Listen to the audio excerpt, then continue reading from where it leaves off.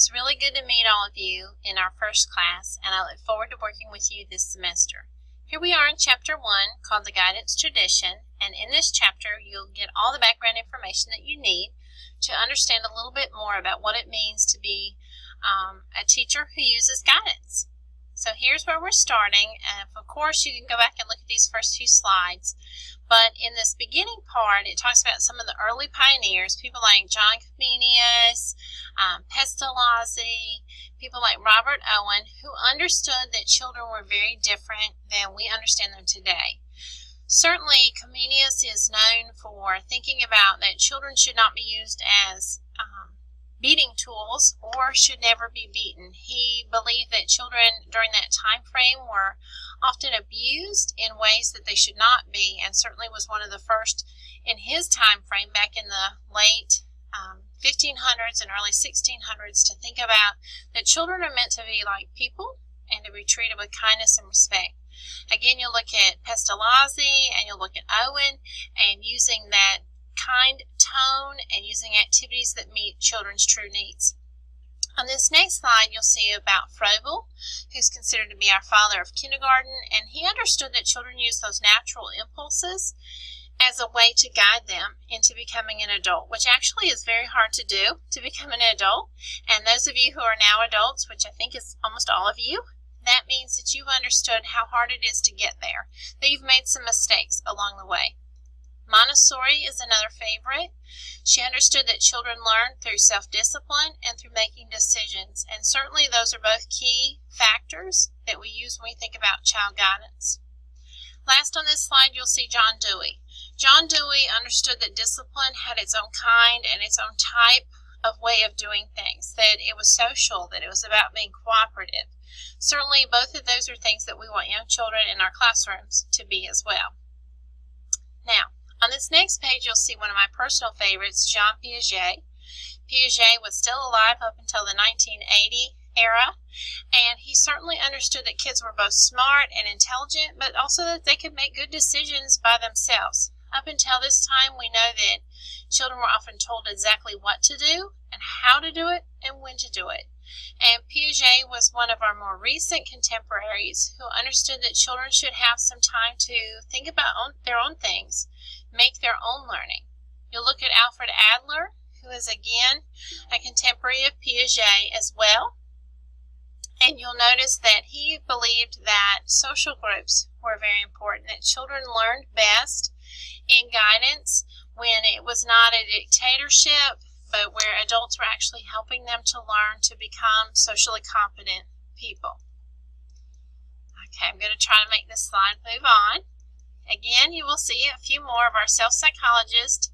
Some of these people were workers in human behavior, and that schools shouldn't just talk about academics, but also be aware of the social side of things. Now you'll notice that Rudolf Dreikurs is listed under this category, and he understood that teachers need to be leaders and not bosses. My job is not to be your boss either, but it is my job to help be a leader, to help you to socially learn and academically learn. He understood that sometimes children show antisocial behavior for a purpose, and it was to achieve some kind of a goal.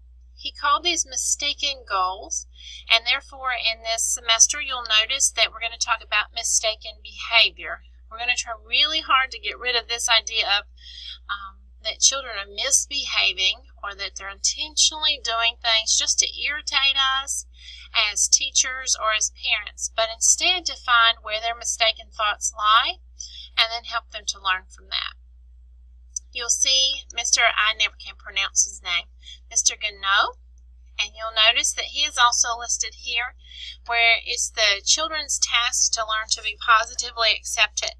You'll see this idea of I messages coming from his school of thought, and what that means is instead of children do this, do that, don't do this, don't do that, telling them what you need them to do. I need you to sit down. I need you to put on your clothes. I need you to get into your car, so that children can learn what they need to do without saying you, and instead say I need this, or I need that, and children learn to accept themselves in a non-judgmental way. Next, you'll see the era that I grew up in. In the 80s, I was in the older elementary school. Of course, I'm very old. But I do remember that things were changing at this time. Discipline trends changed to where children were in these tightly controlled classrooms. A lot of a lot of emphasis on being obedient. These are not necessarily bad things, but they can produce some bad symptoms, such as humiliation. If you did not behave in the way you were supposed to, your name was put on the board, and if you misbehaved again or had mistaken behavior again, the teacher would put a check mark. And as the day went on, you would see names added to the board and check marks added. And by the end of the day, you knew exactly who the, quote, bad kids were. They were humiliated in a very public way. This often resulted also in stigmatism, where children would say, I don't want to play with so-and-so. He's a bad kid. And this is that mentality of winners and losers. If you can behave all day today, then you will earn a pizza party. You're a winner. But if you don't behave all day today, you lose out and you don't get to get the pizza party. You can see how this is ineffective guidance in the classroom. It also had some effects on teachers. It reduced their ability to use professional judgment. Instead, many teachers during this time were forced to use these systems. Now, we do still see some of these things happening still today. I've seen them in classroom with little cards where kids are asked to pull a card, or they're asked to move their pen on a wheel from maybe green to yellow to red. They're not bad in and of themselves, but they certainly can have some humiliating side effects and some stigmatism attached to it. Certainly it does affect parents. It discourages a lot of involvement because if parents don't agree with the policy, they really don't have anywhere to go. If the whole school is using such a system, then it does make it very hard. My mother was a teacher during this time frame, and I can remember seeing an elaborate system of discipline in her classroom. If you were really good, you could earn a night out on the town with me and my mom, which was unfortunately or fortunately for many kids the highlight of their existence. And that meant when Mom took them to a Mexican restaurant that also had games much like Chuck E. Cheese, and we would eat and we would play games. After a while, I began to figure out these kids had worked really hard just to go out to eat with my family. I often wonder now, I'm not sure what the big deal was because certainly we're not celebrities, but it was a big goal. But I also worried about what about all the kids who never got to do that? And then these kids would go back and they would tell how much fun they had and what kind of prizes they won. And all of this, guess what, was footed by my mother. She paid for every bit of this as a part of an incentive, she called it, to behave. Certainly it discouraged a lot of involvement from all children and definitely from parents as well. Now, here's the deal. In order to keep guidance alive, it begins when they're young, and it starts when they're young. I can tell you from my own experience with my own children, we started when they were tiny babies. I do exactly what I teach in this class and what our book teaches about using positive guidance in the early childhood setting and all the way up. It does work. It is hard work, but it is worth it.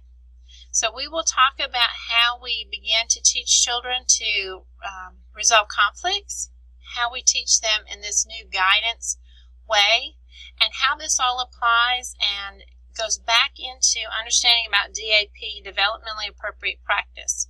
Because of course you're going to guide a 2-year-old much differently than a 7-year-old, which is way different from a 3-year-old. So we're going to look at all those different age groups and categories.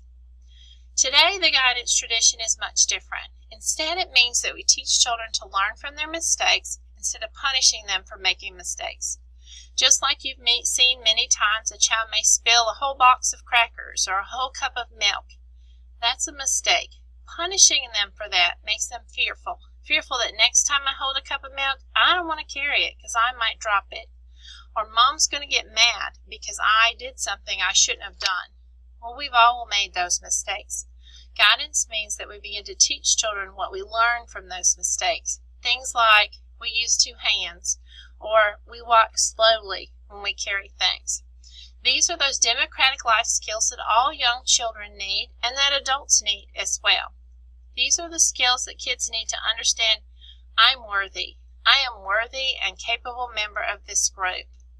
It's a skill that says, it's okay for me to have a strong emotion, like I'm really mad right now, but I found a way to express it in a non-hurting way. I can tell my friend using my words how I'm mad, and then we can work it out. It also involves making decisions that are ethical and intelligent. If my friend hits me in the real world as an adult, they shouldn't hit me back. That's illegal. Honestly, I shouldn't hit them either. That is neither ethically okay, nor is it intelligent to be hitting our friends as adults. These are things we want children to learn, though, when they are young. What is a better way to get your friend's attention besides hitting them? And then let's work with that. These are skills that all children need. And the last one here is to work cooperatively in groups.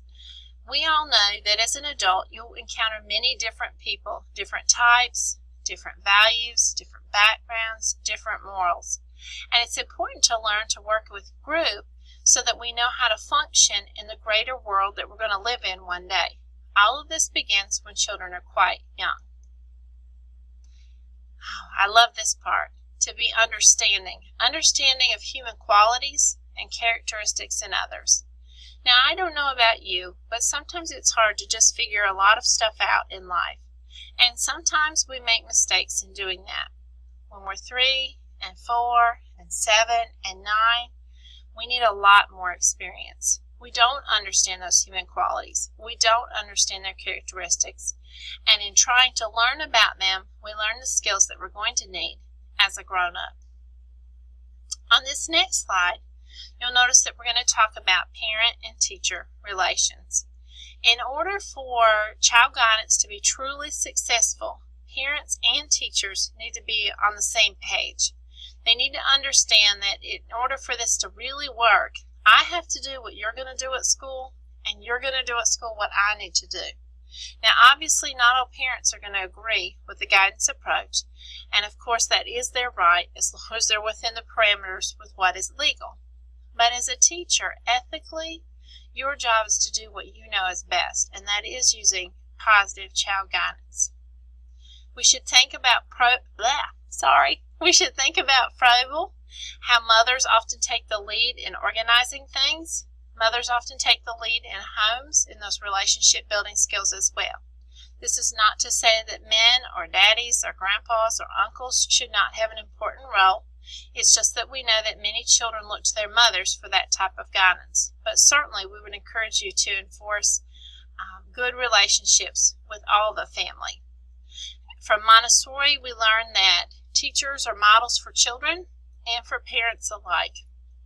Many parents will come to you to ask questions, to understand how they should do things, and they'll look for your approval and for your confirmation and for your help. Remember, having a child is tricky business. We know from the child study movement that many preschools or nursery school settings are administered by parents, and we need those parents to have good relationships with the teachers.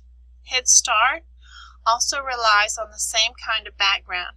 Home visits are a vital part of any Head Start, and as well as that classroom volunteering opportunities. Teachers and parents can make a great team if we work together. Now, obviously, our public schools in these recent days lack somewhat in parent participation, and some of that is just reasons that are out of their control. They have to work. The time they're asked to volunteer is not when they could come. I can't afford to take an hour off to come volunteer, and so I don't. But certainly if you work in a public school setting, we would hope that you would also encourage those same good relationships. Now here we are at the end of the chapter. This was the speedy, quick version. I hope you go back and make sure that you understand some of the key concepts that have to do with child guidance, that you'll understand some of the key concepts that have to do with what we're learning about, and certainly we want to begin to rephrase in our mind this idea of misbehavior and instead call it mistaken behavior, because that's truly what it is. We'll begin to look at these different levels of mistaken behavior and start to understand how we can be better teachers. I look forward to talking to you soon. See you later.